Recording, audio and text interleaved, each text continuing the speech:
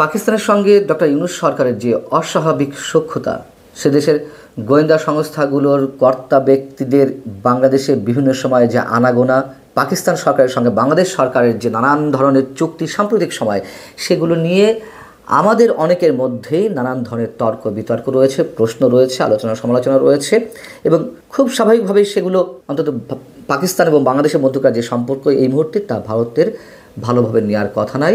এবং সেই জায়গা থেকে দেশটির বিভিন্ন পর্যায়ের গণমাধ্যম নানান ধরনের রিপোর্ট প্রকাশ করছে, বিশ্লেষণ তুলে ধরছে। তারই ধারাবাহিকতায় দেশটির অন্যতম প্রভাবশালী বাংলা দৈনিক আনন্দবাজার একটি রিপোর্ট প্রকাশ করেছে, যথেষ্ট ভয়ঙ্কর এবং ইঙ্গিতবাহী।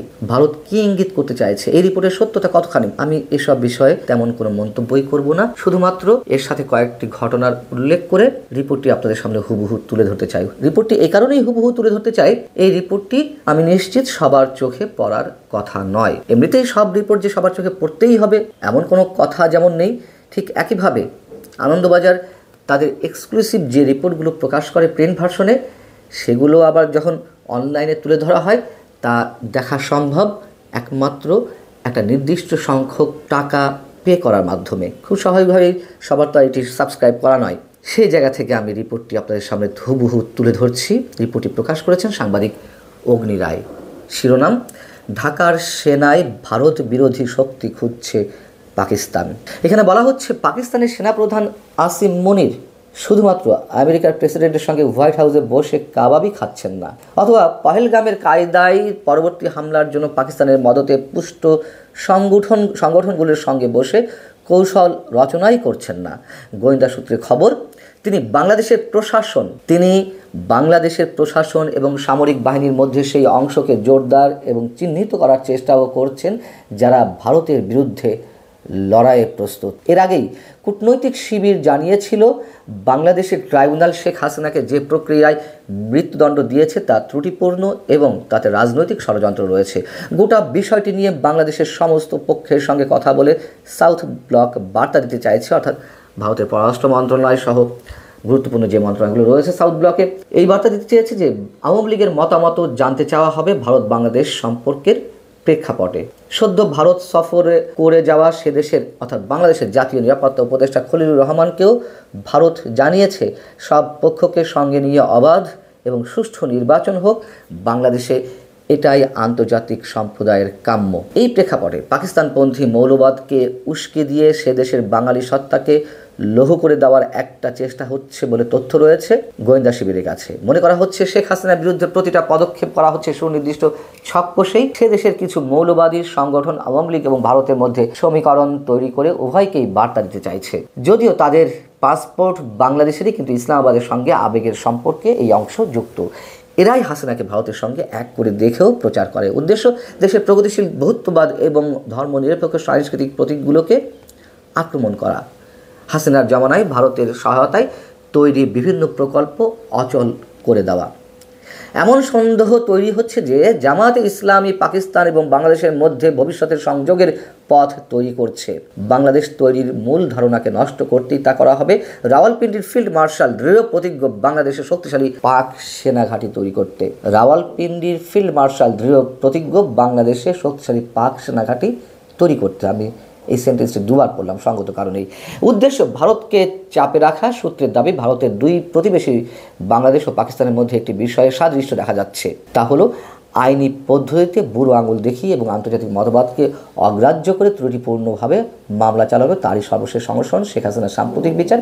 যেই শক্তি ৭১ দেশকে স্বাধীন করেছিল তাকেই নিশানা করাটা উদ্দেশ্য। সংশ্লিষ্ট সূত্রের মতে গত বছরের ৫ আগস্টের পরে যে সমস্ত সমাজকর্মী, সাংবাদিক, প্রাক্তন বিচারক, ক্রীড়াবিদ, ব্যবসায়ী আওয়ামী লীগের সঙ্গে যুক্ত ছিলেন তাদের বিরুদ্ধে নির্বিচারে খুনের মামলা দায়ের হয়েছে। অন্তর্বর্তীকালীন সরকারের বিরুদ্ধে কথা বললেই বেআইনিভাবে গ্রেপ্তার করা হচ্ছে। এখনও এই বিপুল সংখ্যায় হত্যা মামলা দায়ের করায় বিচার প্রক্রিয়ার বিরুদ্ধেও প্রশ্ন এবং সংশয় তৈরি হচ্ছে। এবং এরপরে আরও দুই একটি কথা বলা হয়েছে। প্রিয় দর্শক, আপনারা নিশ্চয়ই এর ৫ লাইনটি ধরতে পারছেন। আমি আগেই বলেছি, আমি নিজের কোনো মন্তব্য অন্তত এই জায়গায় তুলে ধরবো না।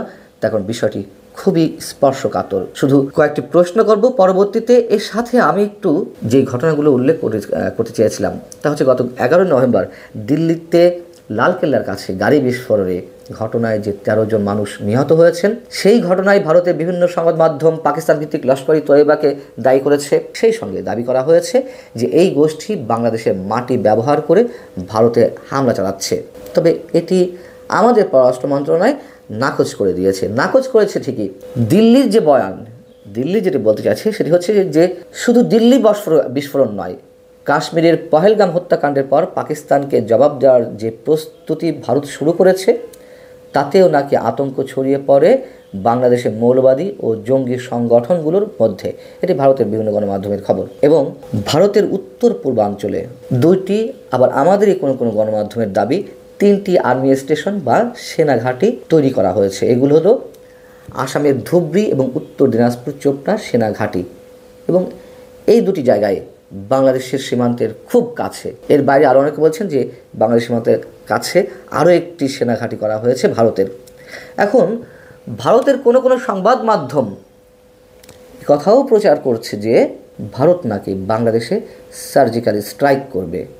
এখন প্রশ্ন, ভারতের এসব আয়োজন কেন? এবং যে সেনাঘাঁটিগুলো স্থাপিত হয়েছে সেগুলো আবার চিকেন নেক্সের কাছে।